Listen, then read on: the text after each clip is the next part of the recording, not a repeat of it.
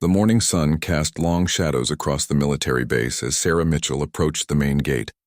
She wore simple civilian clothes, a plain blue sweater and dark jeans, nothing that would suggest her true identity.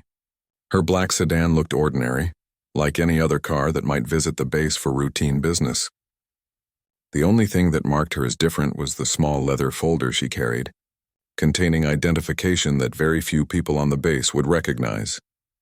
Sarah had been away from active duty for 3 years, working in classified government positions that kept her far from the public eye.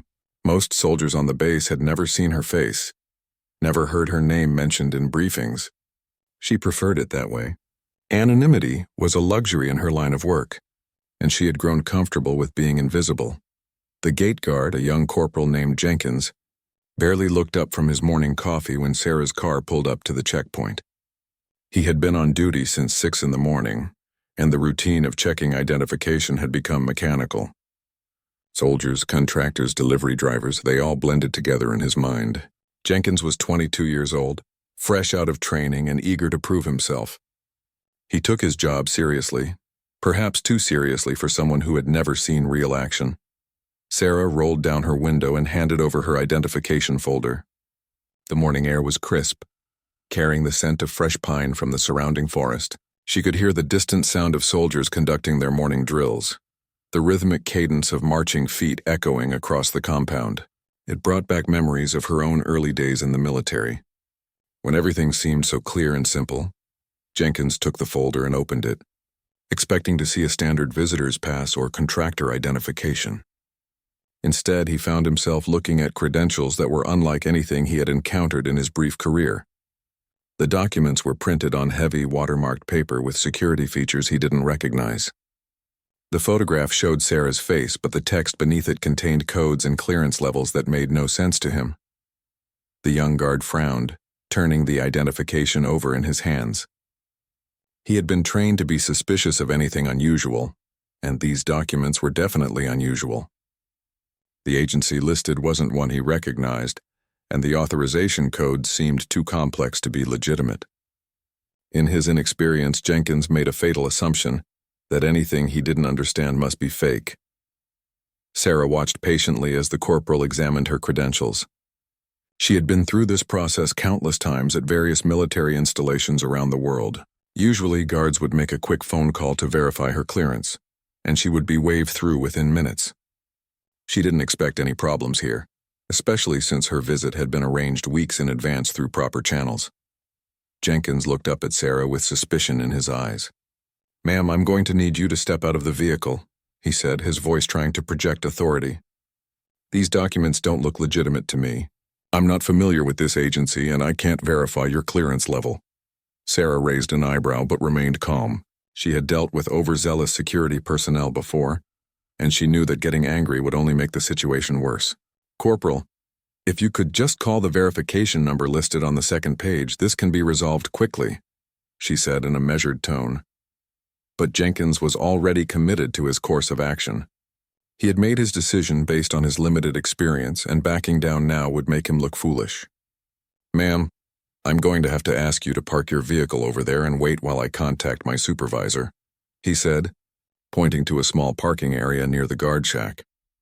Sarah sighed quietly and did as instructed.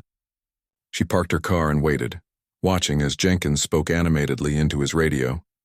She could see him gesturing toward her vehicle, clearly explaining to someone that he had detained a person with suspicious credentials. The irony wasn't lost on her. She was being held up by the very security measures designed to protect people like her. 20 minutes passed before Jenkins's supervisor, Sergeant Martinez, arrived at the gate. Martinez was a career soldier with 15 years of experience, and he prided himself on his ability to handle difficult situations.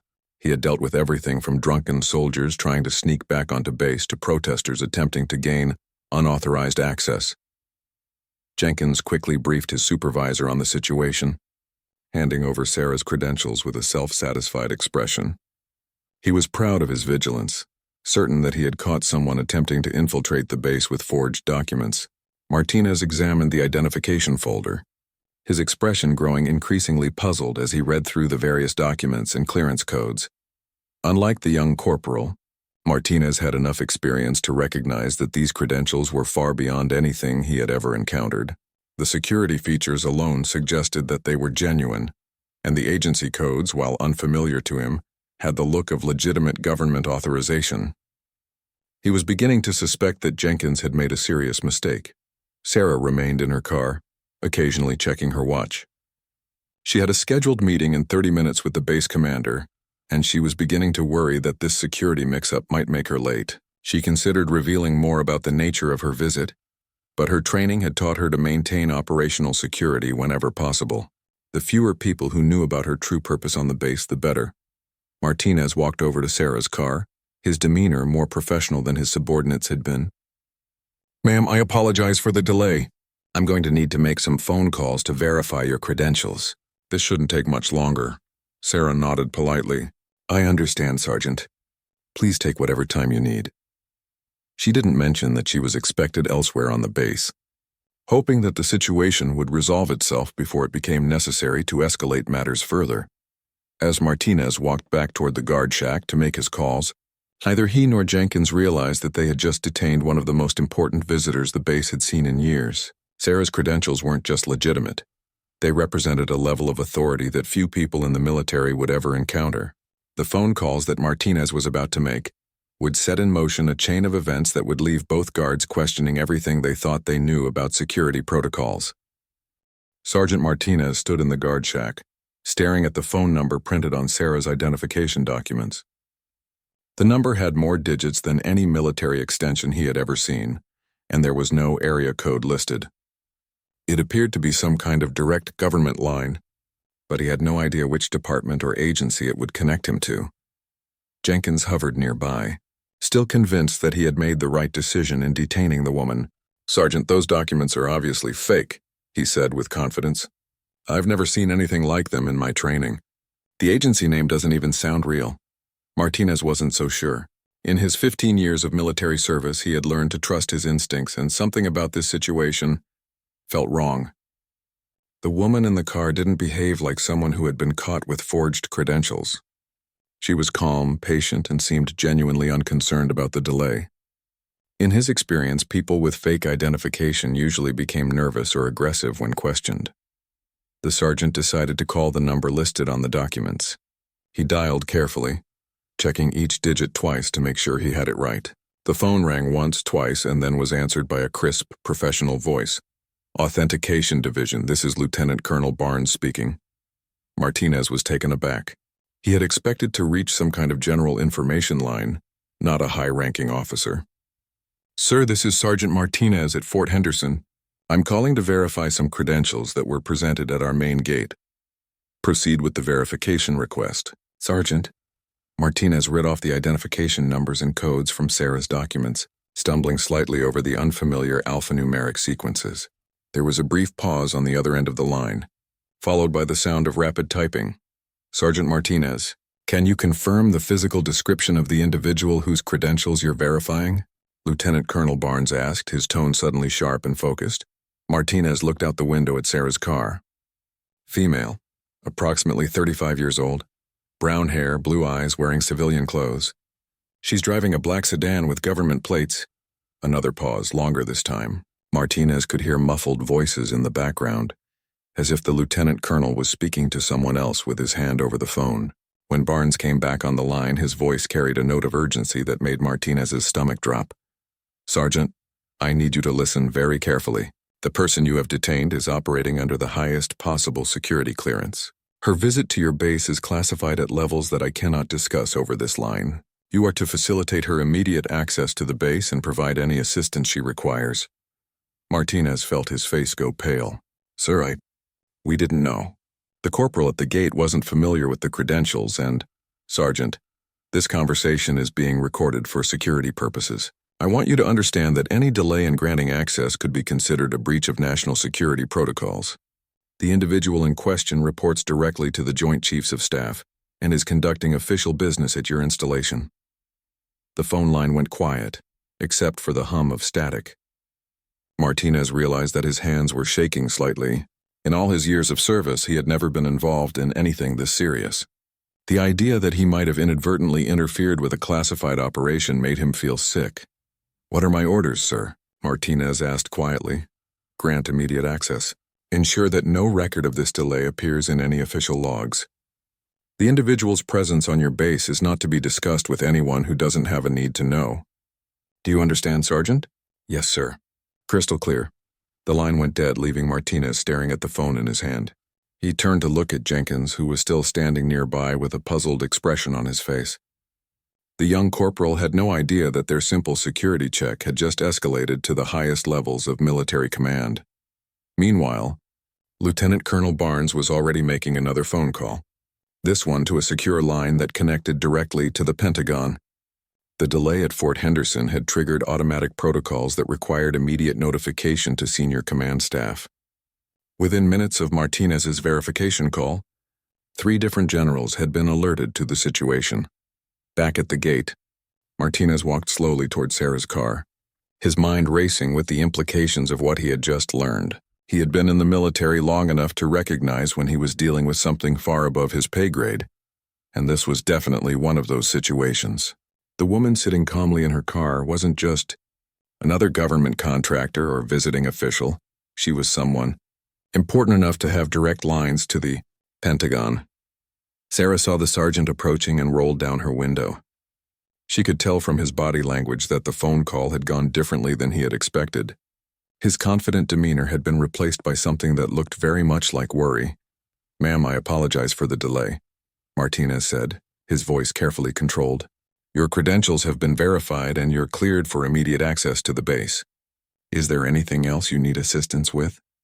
Sarah studied the sergeant's face for a moment. She could see that he now understood the gravity of the situation, even if he didn't know the specific details of her mission. "Thank you, Sergeant. I appreciate your thoroughness in following security protocols. Could you direct me to Building 12? "Yes, ma'am. Take the main road straight for about a mile, then turn left at the second intersection. Building 12 will be on your right. It's clearly marked." As Sarah drove through the gate, Martinez returned to the guard shack where Jenkins was waiting with barely contained curiosity. The young corporal had watched the entire exchange and could tell that something significant had happened during that phone call. "What did they say, Sergeant?" Jenkins asked eagerly. "Were the documents fake?" Martinez looked at the corporal for a long moment, weighing his words carefully. Lieutenant Colonel Barnes had been very clear about the need for discretion, and Martinez had no intention of violating those orders. At the same time, Jenkins needed to understand the seriousness of what had just occurred.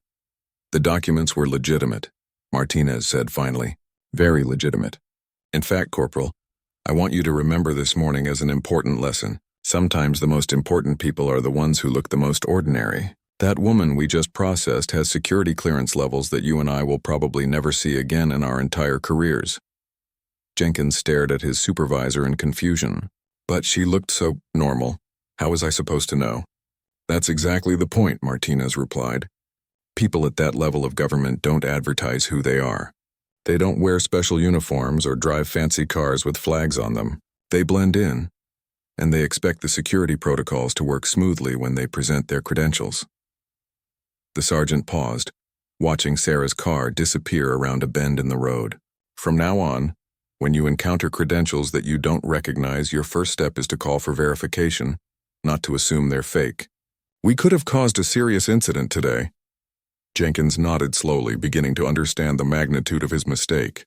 He had been so focused on being vigilant that he had forgotten the most basic principle of security work. When in doubt, verify through proper channels rather than making assumptions. Neither guard realized that their brief encounter with Sarah Mitchell had already set in motion a series of phone calls that were reaching the highest levels of military command. In offices throughout the Pentagon, senior officers were being briefed on the delay at Fort Henderson, and plans were being made to ensure that such incidents didn't happen again in the future. At the Pentagon, Lieutenant Colonel Barnes hung up the phone after speaking with Sergeant Martinez and immediately reached for his secure line. The delay at Fort Henderson had triggered automatic notification protocols that he couldn't ignore, even if the situation had been resolved. When someone of Sarah Mitchell's clearance level was detained, no matter how briefly, it required immediate reporting to the Joint Chiefs of Staff. The first call went to General Patricia Hawkins, the Army's Deputy Chief of Staff for Intelligence. General Hawkins was in her office reviewing classified briefings when her secure phone rang with the distinctive tone that indicated a priority communication. She had been expecting this call. Sarah's mission at Fort Henderson was something she had personally authorized, and any complications needed her immediate attention. General Hawkins speaking. Ma'am, this is Lieutenant Colonel Barnes from Authentication Division. I'm calling to report a security incident involving Agent Mitchell at Fort Henderson. She was temporarily detained at the main gate due to credential verification issues, but the situation has been resolved. General Hawkins set down the briefing document she had been reading and focused entirely on the phone call. Sarah Mitchell wasn't just any agent. She was one of the military's most valuable intelligence assets, and her current mission was critical to national security. Any delay, no matter how minor, could have serious implications. How long was she detained, Colonel? Approximately 25 minutes, ma'am. The gate guard was unfamiliar with her credentials and failed to follow proper verification procedures initially. When the supervising sergeant made the authentication call, access was granted immediately. General Hawkins felt a familiar tension building in her shoulders. This was exactly the kind of security breakdown that she had been working to prevent. Colonel, I want a full report on my desk within the hour. Include the names and service records of both guards involved, and I want to know why proper protocols weren't followed from the beginning. Yes, ma'am. Should I implement additional security measures for Agent Mitchell's ongoing operations? Negative. We don't want to draw any additional attention to her presence, but I want those guards briefed on proper procedures for handling classified credentials. This cannot happen again. After ending the call with Barnes, General Hawkins immediately contacted General Robert Chen, chairman of the Joint Chiefs of Staff. Chen was in a strategy meeting when his aide informed him of the urgent call from General Hawkins. He excused himself from the meeting and took the call in his private office. Patricia, what's the situation? General Hawkins briefed Chen on the incident at Fort Henderson, emphasizing both the resolution of the immediate problem and the potential implications for ongoing security operations. Chen listened without interruption, his expression growing more serious as he absorbed the details. Robert, we've discussed this problem before. General Hawkins continued. Our most sensitive personnel are operating with credentials that many base-level security staff don't recognize. This creates unnecessary delays and potential security breaches. General Chen nodded, even though Hawkins couldn't see him through the phone. I agree. This is the third incident this month involving authentication delays for classified personnel. We need to address this systematically. I recommend we implement the enhanced training protocol we discussed last quarter, Hawkins suggested. Base security personnel need to understand the various levels of classified credentials they might encounter, even if they can't know the specific details of what those credentials represent. Approved. Draft the training parameters and have them on my desk by tomorrow morning. And Patricia, I want you to personally oversee the implementation at Fort Henderson. If Mitchell's mission is compromised by another security delay, it could affect operations across 3 theaters.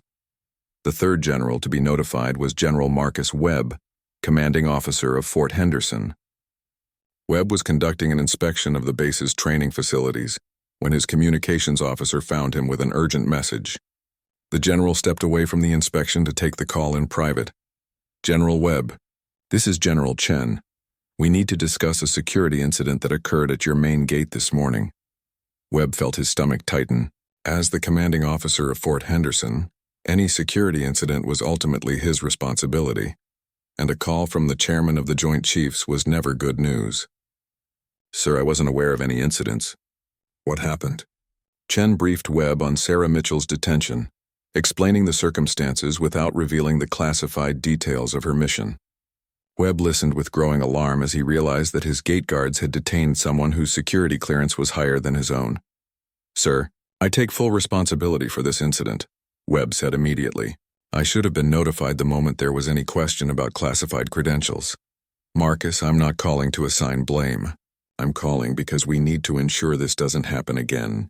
The individual involved is conducting operations that are vital to national security, and any future delays could have serious consequences. Webb was already thinking about the immediate steps he needed to take. I'll personally review our gate security procedures and ensure that all personnel understand the proper protocols for handling unfamiliar credentials. Should I expect additional visits from classified personnel? That's need-to-know information, General. Just ensure that your security staff are prepared to handle any credentials they might encounter, regardless of whether they recognize the issuing authority. After the call ended, Webb immediately summoned his head of security, Colonel David Park. Park had been wondering why he hadn't been informed about any VIP visits to the base, and the General's urgent summons suggested that something significant had occurred. "Colonel, we had a serious security incident at the main gate this morning," Webb began without preamble. "One of our guards detained a person with classified credentials because he didn't recognize the authentication codes." Park's face went pale. As head of security, any failure in gate procedures reflected directly on his leadership. "Sir, I wasn't notified of any problems at the gate." "My standing orders require immediate notification of any credential verification issues." "That's part of the problem, Colonel. The chain of communication broke down at multiple levels. The gate guard made assumptions instead of following verification procedures. And you weren't notified because the supervising sergeant resolved the issue without escalating it properly."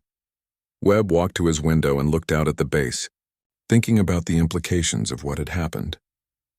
"David, I want you to personally review the service records of both guards involved. The corporal may need additional training, and the sergeant needs to understand when situations require immediate escalation to higher command." Park nodded grimly. "Sir, should I expect more visits from personnel with unfamiliar credentials?" "We should always be prepared for such visits, Colonel. The nature of our work here means that we may encounter people whose credentials we don't immediately recognize. Our job is to verify, not to assume." General Webb turned back to his security chief. "I want you to implement an enhanced training protocol for all gate personnel within the next week. Every guard needs to understand that when they encounter credentials they don't recognize, their first response should be immediate verification through proper channels, not detention of the individual." "Yes, sir." "I'll also review our communication procedures to ensure that any credential verification issues are immediately reported up the chain of command." As Park left to begin implementing the new security measures, Webb remained at his window, troubled by the morning's events. The fact that 3 generals had been involved in addressing a simple gate security issue spoke to the importance of the person who had been detained. He made a mental note to personally review any future visits by personnel with classified credentials, regardless of whether he was briefed on the specific nature of their missions. The ripple effects of Sarah Mitchell's brief detention were already spreading through the military command structure, leading to policy changes that would affect security procedures at bases across the country. What had started as a simple misunderstanding at a gate had become a catalyst for systematic improvements in how the military handled its most sensitive personnel. Sarah Mitchell drove through Fort Henderson's winding roads, taking in the familiar sights of military life that she had been away from for too long. Soldiers jogged in formation along the roadside, their cadences echoing through the morning air. Training exercises were underway on the parade grounds, with instructors shouting commands to groups of recruits who moved with the precise coordination that only came from endless repetition. Despite the delay at the gate, Sarah felt a sense of homecoming as she navigated toward Building 12. This base held special significance for her. It was where she had first been recruited into special operations 7 years ago, where she had undergone some of the most intensive training of her career. The buildings looked the same, though she noticed new security measures that hadn't been there during her last visit. Building 12 stood apart from the main complex, surrounded by additional fencing and security checkpoints that marked it as a restricted facility. Unlike the standard military architecture of most base buildings, this structure was designed for maximum security, with reinforced walls, limited windows, and sophisticated electronic surveillance systems. Sarah parked in the designated visitor area and walked toward the main entrance. The security guard at Building 12's entrance was Staff Sergeant Williams, a veteran with 12 years of experience in military intelligence. Unlike the young corporal at the main gate, Williams had been briefed on Sarah's visit and was expecting her arrival. He recognized her immediately from the classified personnel photos he had been shown during his security briefing. "Good morning, ma'am. Welcome to Fort Henderson," Williams said respectfully as Sarah approached. "If you could please present your identification, I'll get you processed immediately." Sarah handed over her credentials, noting the professional manner in which Williams handled the documents. He verified her identity quickly and efficiently, using a secure terminal to confirm her clearance codes. Within minutes, she was cleared for entry into the building. "Ma'am, Colonel Thompson is waiting for you in Conference Room Alpha. I'll escort you there personally." As they walked through the building's corridors, Sarah observed the heightened security measures that had been implemented since her last visit. Additional cameras, reinforced doors, and biometric scanners indicated that the facility's security classification had been upgraded significantly. The building hummed with activity, though she noticed that personnel moved with the quiet efficiency that characterized classified operations. Conference Room Alpha was located on the 3rd floor, in a section of the building that required additional security clearance to access. Williams used his keycard and biometric scanner to gain entry to the elevator, and they rode to the 3rd floor in silence. The elevator opened onto a corridor lined with doors marked only with letters and numbers, giving no indication of what activities might be taking place behind them. Colonel Thompson was waiting outside Conference Room Alpha when the elevator doors opened. Sarah had worked with Thompson twice before on classified missions, and she respected his analytical mind and attention to detail. He was one of the few officers who truly understood the complexities of modern intelligence operations. "Sarah, good to see you again," Thompson said, extending his hand in greeting. "I trust your trip here was uneventful." Sarah shook his hand and smiled slightly. "Mostly uneventful, Colonel. There was a minor delay at the main gate, but nothing that couldn't be resolved." Thompson's expression grew serious. "I heard about that. General Webb's office called to apologize for the security mix-up. Apparently the guard wasn't familiar with your level of credentials." "It happens," Sarah replied diplomatically.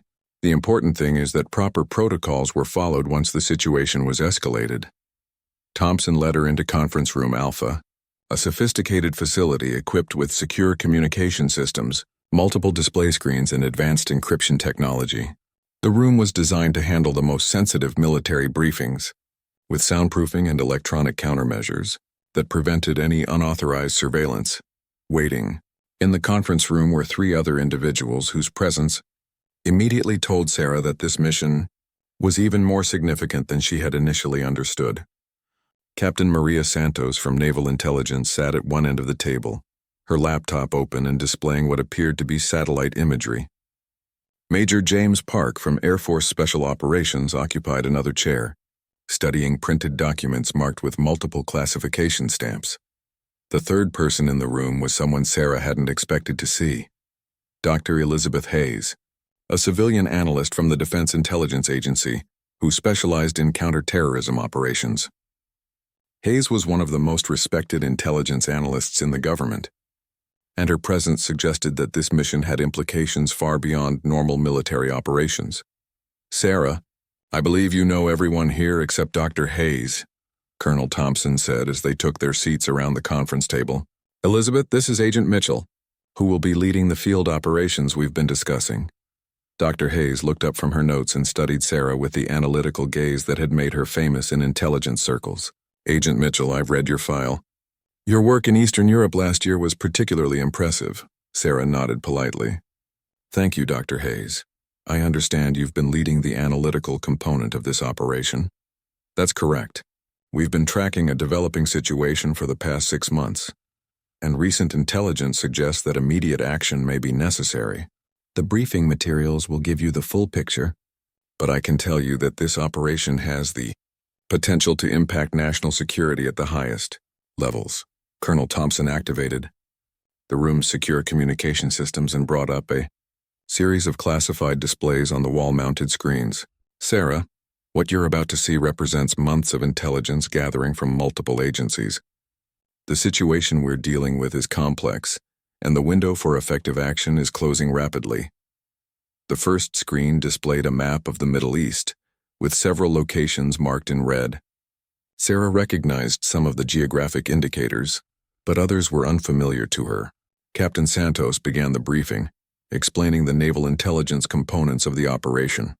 3 weeks ago, our assets in the Mediterranean identified unusual shipping patterns that seemed to correlate with known terrorist financial networks, Santos began. "Initially, we thought we were looking at standard smuggling operations, But further analysis revealed something much more sophisticated. Major Park took over the briefing, displaying Air Force reconnaissance data on the second screen. Our satellite surveillance has identified coordinated movements across multiple countries, suggesting a level of organization that we haven't seen from known terrorist groups. The timing and precision of these movements indicate state-level support. Dr. Hayes added the analytical context that tied the various intelligence streams together. We believe we're looking at a new form of hybrid warfare, part terrorism, part conventional military operation, part cyber attack. The sophistication suggests involvement from a nation-state actor, but the operational methods are designed to provide plausible deniability. Sarah studied the information being presented, her mind already working through the operational implications. This wasn't just an intelligence-gathering mission. It was a complex operation that would require coordination between multiple agencies and possibly international partners. "What's my role in this operation?" Sarah asked directly. Colonel Thompson looked around the table at his colleagues before responding. "Sarah, you're going to be our primary field operative. The mission will require someone who can operate independently in a high-threat environment, while maintaining cover and gathering actionable intelligence. Based on your experience and security clearance, you're the only agent we have who can handle all aspects of this operation." The weight of responsibility settled on Sarah's shoulders as she realized the full scope of what was being asked of her. This wasn't just another classified mission. It was an operation that could have implications for national security and international relations. The delay at the base gate suddenly seemed trivial compared to what lay ahead. As the briefing continued, Sarah began to understand why 3 generals had been alerted about her brief detention at the gate. The operation she was being asked to lead wasn't just another intelligence mission. It was a critical national security operation that could affect American interests across multiple regions of the world. Dr. Hayes pulled up additional screens showing financial intelligence data. "Sarah, what makes this situation particularly dangerous is the convergence of several threat streams that we've been tracking separately for months. The financial networks we've identified aren't just funding terrorism. They're supporting a coordinated campaign designed to destabilize key allied governments." The data on the screen showed money flows between various countries, with amounts that surprised even Sarah's experienced eyes. The sums involved were large enough to fund major military operations, not just terrorist attacks. Captain Santos highlighted specific transactions that had caught the Navy's attention. "These shipping routes aren't random," Santos explained, pointing to patterns on the map. "Every vessel we've tracked has made stops at ports that coincide with major political events in the surrounding regions. The timing is too precise to be coincidental." Major Park added the Air Force perspective, showing satellite imagery of unusual aircraft movements. "We've observed private jets and cargo planes following similar patterns to the ships. The aircraft are registered to shell companies that trace back to the same financial networks Dr. Hayes identified." Sarah studied the intelligence carefully, her mind working through the operational challenges this mission would present. How current is this intelligence? And what's driving the urgency for immediate action? Colonel Thompson's expression grew even more serious. "Sarah, 2 days ago we intercepted communication suggesting that whatever operation these groups are planning is scheduled to begin within the next 2 weeks. We don't have complete details yet, but the preliminary intelligence suggests coordinated attacks on infrastructure targets in at least 3 allied countries." The room fell silent as the implications of Thompson's words sank in. Sarah had handled many dangerous missions, but few had carried the potential consequences of what was being described. The lives of thousands of people could be at stake, along with the stability of international relationships that had taken decades to build. Dr. Hayes continued the briefing with details that made the situation even more complex. "The groups involved have shown sophisticated knowledge of American intelligence capabilities. They've been using communication methods and operational patterns that suggest they have detailed information about how we collect and analyze intelligence. Are we looking at a potential compromise of our systems?" Sarah asked, though she suspected she already knew the answer. "That's one possibility," Thompson replied. "But there's another explanation that's even more concerning. The operational sophistication suggests direct involvement from a foreign intelligence service, possibly working through terrorist proxies to maintain deniability." Captain Santos pulled up additional naval intelligence data, Our analysis suggests that the maritime component of this operation is designed to position assets within striking distance of major ports in Europe and the Middle East. If these are weapons, platforms disguised as commercial vessels, they could threaten shipping lanes that are critical to global economic stability. Sarah absorbed this information while considering the practical aspects of the mission she was being asked to undertake. What kind of operational support will I have? This sounds like it requires more than a single field agent. Major Park answered her question. You'll have full support from all branches of the military, plus coordination with allied intelligence services. However, the initial infiltration and intelligence gathering will need to be conducted by a single operative to avoid detection. Dr. Hayes added crucial context about the intelligence gathering requirements. Sarah, we need you to identify the specific targets, confirm the timeline, and gather enough evidence to present to our allies. Without solid intelligence, we can't ask other countries to take preemptive action that might be seen as aggressive. Colonel Thompson brought up the final element of the briefing, the political constraints that would govern the operation. This mission exists in a gray area of international law. You'll be operating in sovereign countries without official permission, gathering intelligence on activities that may not have occurred yet. The political sensitivity means that if something goes wrong, official support may be limited. Sarah had operated under similar constraints before, but never on a mission with such broad implications. What's my cover identity and how long do I have to prepare? Your cover has already been established, Thompson replied, handing her a thick folder marked with multiple classification stamps. You'll be operating as an international business consultant, specializing in maritime shipping. The cover has been developing for 6 months through a combination of real and fabricated business activities. Dr. Hayes added details about the intelligence target priorities. Your primary objective is to identify the specific infrastructure targets and confirm the timeline. Secondary objectives include identifying key personnel and mapping the command structure of the operation. Captain Santos provided the maritime intelligence that would guide Sarah's initial approach. Your first stop will be a port facility in Montenegro, where several of the suspicious vessels have made extended stops. Our analysis suggests this may be a coordination point for the overall operation. Major Park outlined the air support that would be available if the mission required rapid extraction. We'll have assets positioned to provide emergency support, but the goal is to complete the mission without revealing our intelligence capabilities to the groups we're investigating. As the briefing concluded, Sarah realized that the morning's delay at the gate had taken on new significance. If her mission were compromised by security failures or intelligence leaks, it could affect not just her own safety, but the security of multiple countries. The 3 generals who had been notified about the gate incident weren't just responding to a protocol violation, they were protecting an operation that could prevent a major international crisis. Colonel Thompson handed Sarah her final operational orders, contained in a folder that would self-destruct if not opened with the proper codes within 24 hours. Sarah, I want you to understand that this mission carries risks that go beyond normal field operations. The groups you'll be investigating have shown they're willing to use extreme violence to protect their activities. Dr. Hayes added a final warning that emphasized the complexity of what Sarah was undertaking. The intelligence suggests that these groups have been planning their operation for over a year. They've had time to develop extensive security measures and contingency plans. You'll be operating against opponents who are highly organized and extremely dangerous. Sarah took the operational folders and stood to leave, her mind already beginning to process the enormous amount of information she had just received. As she prepared to begin what might be the most important mission of her career, she reflected on the irony that her day had started with a simple security delay at a base gate. Now, just a few hours later, she was preparing to undertake an operation that could affect the safety and security of millions of people around the world. As Sarah left Conference Room Alpha, her secure phone buzzed with an encrypted message. The timing surprised her.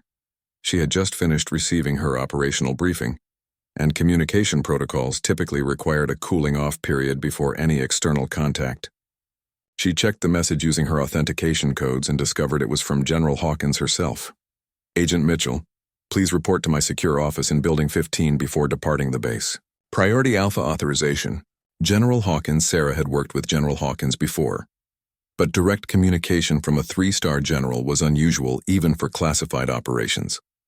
Building 15 was the base's highest security facility, reserved for communications with the Pentagon and other critical command functions. A meeting there suggested that her mission had attracted attention at the very highest levels of military command. Colonel Thompson noticed Sarah checking her phone as they walked toward the elevator. "Problems with the operational timeline?" he asked quietly. "General Hawkins wants to see me before I leave the base," Sarah replied, showing him the message. "Have you been in contact with her office about this operation?" Thompson's expression grew thoughtful. "Not directly, but the operation has been coordinated through the Joint Chiefs. General Hawkins may have additional intelligence that wasn't included in our briefing." They rode the elevator down in silence, both understanding that a direct summons from a general indicated complications that hadn't been anticipated.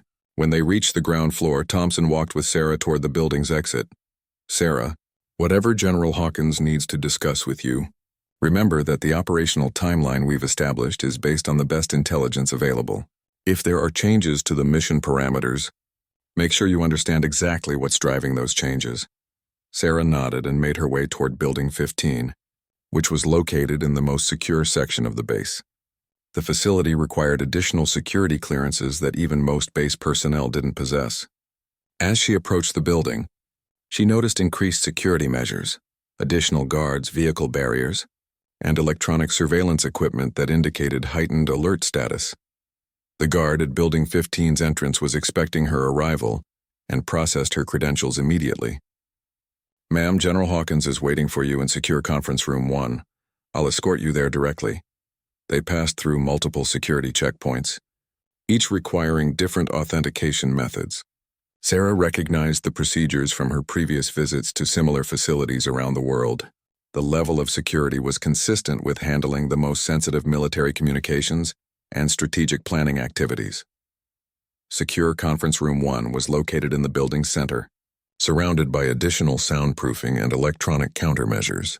When Sarah entered the room, she found General Hawkins standing before a bank of secure communication screens, speaking quietly with someone whose image was encrypted on the displays. General Hawkins concluded her conversation and turned to greet Sarah. "Agent Mitchell, thank you for coming. I apologize for the short notice, but we've received some additional intelligence that affects your mission." Sarah took a seat at the conference table, noting that the room's security systems were operating at maximum levels. "General, has something changed with the operational parameters?" "Not changed exactly, but we've received information that adds urgency to your mission," Hawkins replied, activating additional secure displays. 30 minutes ago, intelligence assets in Europe intercepted communications that suggest the timeline we discussed may be accelerated. The screens displayed intercept data that Sarah recognized as high-priority intelligence. The timestamps showed that the information was less than an hour old, indicating that intelligence agencies were monitoring the situation in real time. "How much acceleration are we looking at?" Sarah asked, though she was already preparing mentally for the answer. "Instead of 2 weeks, we may be looking at as little as 5 days before the operation begins," General Hawkins replied. "This doesn't change your mission objectives, but it significantly reduces the time available for intelligence gathering and coordination with allied services." Sarah studied the new intelligence data, recognizing immediately how it would affect her operational planning. "General, 5 days may not be enough time to penetrate the organization and gather the intelligence we need to prevent their operation." General Hawkins moved to another display, showing real-time intelligence from multiple sources. "That's why I wanted to brief you personally on some additional assets that will be available to support your mission. We're activating intelligence networks that haven't been used for operations of this type before." The information on the screen showed a level of international intelligence cooperation that surprised even Sarah's experienced perspective. Multiple allied countries were contributing real-time intelligence and operational support for her mission, indicating that the threat had been assessed as significant enough to justify unprecedented collaboration. "Sarah, what I'm about to tell you is classified at levels that require special authorization, even for someone with your clearance," General Hawkins continued. "The groups you'll be investigating aren't just planning attacks on infrastructure targets. Our latest intelligence suggests they're planning to target specific individuals who are critical to international diplomatic efforts. The implications of this information hit Sarah immediately. Attacks on infrastructure could be recovered from, but assassination of key diplomatic figures could destabilize international relationships for years. The mission she had agreed to undertake was even more critical than she had initially understood. General Hawkins brought up additional screens showing the diplomatic schedule for the next 2 weeks. Sarah could see several high-profile international meetings and conferences that would bring together exactly the kind of targets that terrorist organizations typically prioritized. The timing of their operation isn't coincidental, Hawkins explained. The diplomatic meetings scheduled for next week include negotiations on trade agreements, military cooperation treaties, and counterterrorism initiatives. Successful attacks during these meetings could undermine years of diplomatic progress. Sarah absorbed this information while mentally revising her operational approach. General, this changes the risk assessment significantly. If they're targeting diplomatic figures, their security measures will be much more sophisticated than we anticipated. Agreed. Which is why you'll have support assets that weren't mentioned in your original briefing, Hawkins replied. We're positioning intelligence teams in 3 countries to provide real-time support for your operation. Additionally, you'll have access to surveillance assets that can provide continuous monitoring of target locations. The general activated a final display showing Sarah's updated operational support structure. The resources being committed to her mission represented a significant commitment of intelligence assets from multiple agencies and allied countries. Sarah, I want you to understand that this mission has been classified as critical to national security by the President himself. The intelligence you gather will be briefed directly to the National Security Council, and your recommendations will influence decisions at the highest levels of government. As General Hawkins concluded the briefing, Sarah realized that the morning's incident at the base gate had taken on even greater significance. The 3 generals who had been notified weren't just responding to a protocol violation, they were protecting an agent whose mission could prevent an international crisis that might lead to military conflicts affecting multiple countries. General, when do I depart for the operational area? Sarah asked, understanding that the accelerated timeline would require immediate action. Your transportation is being arranged now. You'll depart from Andrews Air Force Base in 6 hours, which gives you time to review the additional intelligence materials and coordinate with your support teams. Sarah stood to leave, carrying with her the weight of responsibility for a mission that had grown far beyond anything she had previously undertaken. As she prepared to leave Fort Henderson, she reflected on how a simple morning drive to the base had led to her involvement in an operation that could affect the safety and security of nations around the world. 3 hours after Sarah's departure from Fort Henderson, the ripple effects of the morning's events were still spreading through military command structures around the world. The incident at the gate had triggered a comprehensive review of security protocols that was now affecting bases in 12 different countries. What had started as a simple credential verification issue had become a catalyst for systematic changes in how classified personnel were handled at military installations. General Webb stood in his office, reviewing the preliminary report on the gate incident that Colonel Park had prepared. The document detailed not just what had happened, but the broader implications for base security and the potential consequences if similar incidents occurred during critical operations. The report made sobering reading for a commanding officer who prided himself on running a secure installation. Colonel, this report makes it clear that we had multiple system failures this morning, Webb said, looking up from the document. The guards' failure to follow verification protocols was just the beginning. We also failed to properly brief security personnel on the types of credentials they might encounter. Colonel Park nodded grimly. Sir, I've already begun implementing the enhanced training protocols that General Hawkins's office transmitted. Every security guard on the base will be retrained on credential verification procedures within the next 48 hours.